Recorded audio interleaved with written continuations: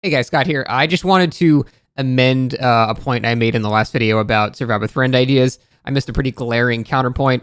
I'll just chalk it up to being delirious with fever and not sleeping for an entire day because of the COVID vaccine. But I missed the very obvious counterpoint where if you make it so people can see who's in a survive with friends, then killers will, leave the lobbies and that's fine for them. But the survivors will have infinitely longer queues because killers will keep leaving their lobbies. So I would like to address that and say, yeah, probably not the best idea to make it so killers can see who's in the survive with friends. However, you should still adjust the match a bit to account for that because, 4 solo queues of equal skill and then a survive with friends of equal skill. The survive with friends still has an advantage, however small or big it would be. So it's not quite fair to grade them on the same amount, right?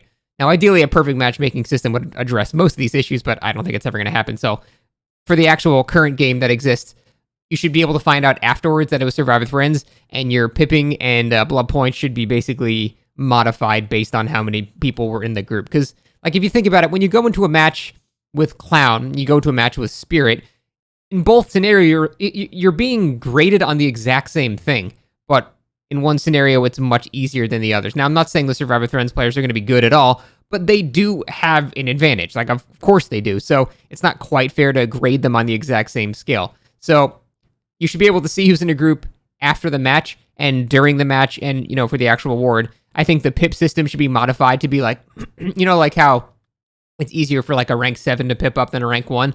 If it's a 4-man and it's actually a good way to do it would be for each person in a survive with friends, it's treated as if the match was 2 ranks higher than it actually is, or something like that. Just something so if you were to get, only 5 or 6 hooks or something like that, you didn't kill anybody, you'd still get brutal killer, and it wouldn't be a loss for you technically according to the pipping system. God, still getting over this, man.